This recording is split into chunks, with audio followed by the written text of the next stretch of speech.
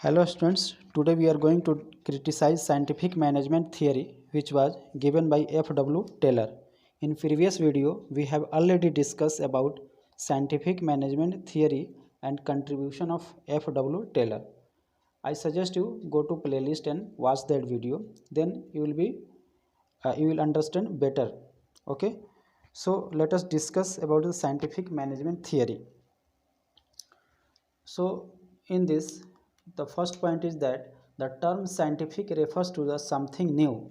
There is nothing new in scientific management. Taylor had only made scientific approach to the management. Okay इसमें क्या बोल रहा है कि जो इसमें साइंटिफिक मैनेजमेंट की बात की है तो साइंस का मतलब क्या होता है कि something new thing, but management is nothing new.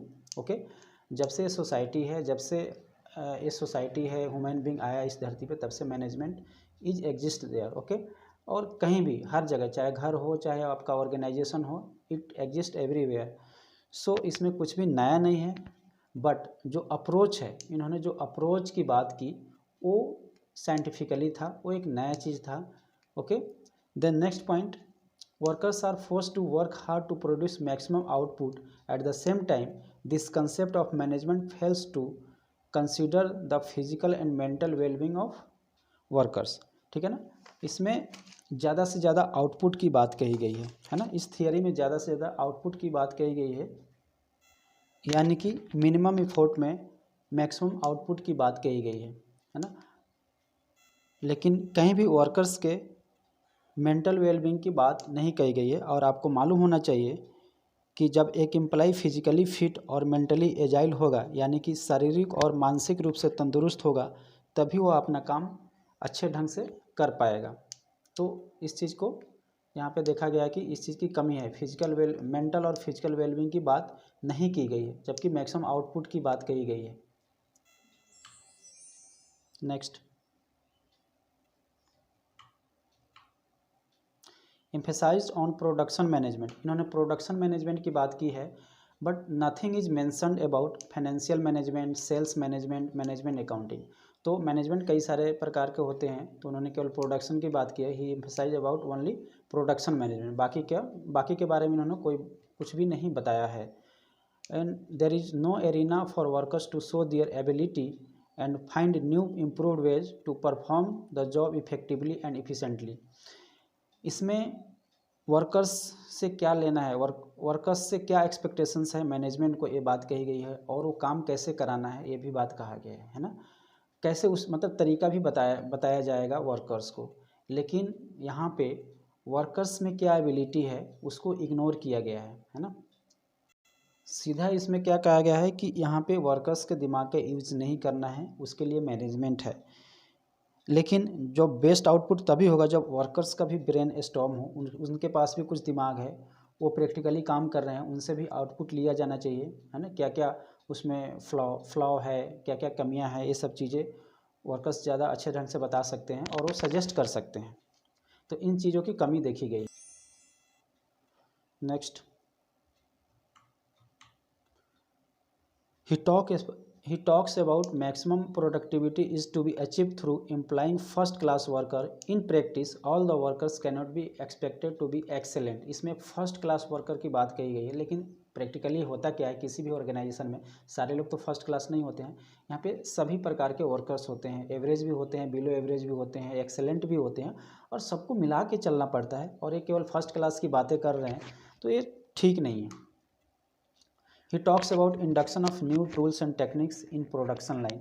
ये न्यू टूल्स एंड टेक्निक्स की बात करते हैं, बट प्रैक्टिकली हर जगह new and tools and techniques लगाना, न्यू मेथड्स लगाना फिजिबल नहीं होता है.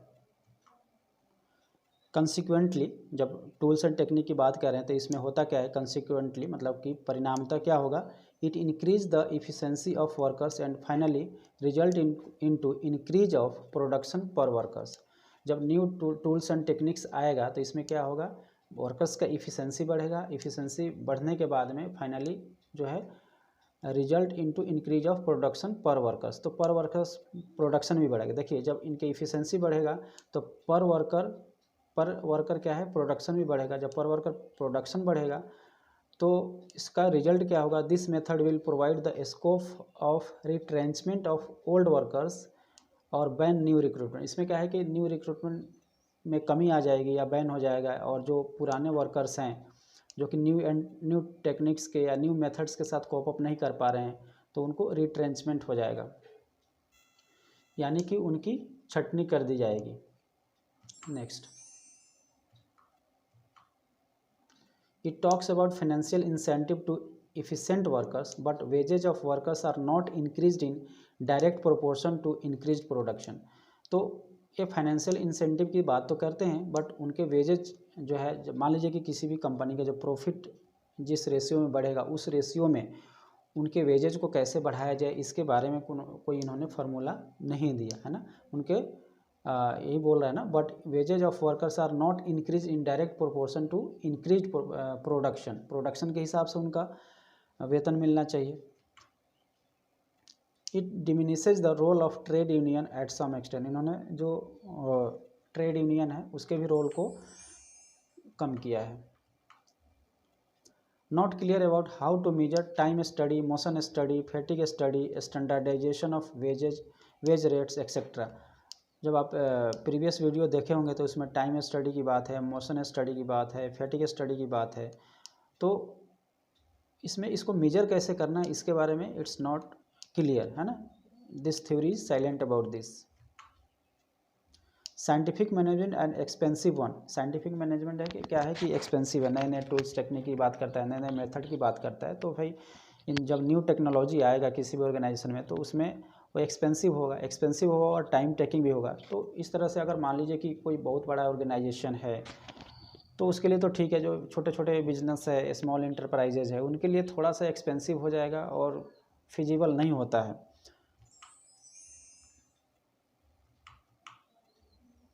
बेनिफिशियल फॉर एक्सपीरियंस्ड वर्कर्स, ये फर्स्ट क्लास वर्कर्स की बात करता है। तो जो एक्सपीरियंस वर्कर है उनको बेनिफिट होगा, जो नए नए वर्कर्स हैं, जो नए नए एम्प्लॉई हैं, फिर उनको इससे ज़्यादा फ़ायदा नहीं होगा। लेकिन जब नए वर्कर्स को इस मौका नहीं दिया जाएगा, जब उनको पहले ही डिमोटिवेट कर दिया जाएगा, तो फिर वो आगे कैसे काम कर पाएंगे। Scientific management is an expensive one but not beneficial for newly and experienced inexperienced workers. ठीक है ना, वही सेम बात कर रहा है कि जो नया है और जिनके पास अनुभव की कमी है उनके लिए ये क्या है, बेनिफिशियल नहीं होगा। और साइंटिफिक मैनेजमेंट क्या होता है, एक्सपेंसिव भी होता है। Workers are unaware about their contribution. इसमें क्या है कि मैनेजमेंट को क्या एक्सपेक्टेशंस है वो भी बताया जाता है उनको, और फिर काम के तरीके भी उनको बताए जाते हैं कि ऐसे काम करने हैं। तो इस तरह से क्या होता है कि वो डल हो जाते हैं, वर्कर्स डल हो जाते हैं और उनका क्या कंट्रीब्यूशन है वो जान भी नहीं पाते हैं।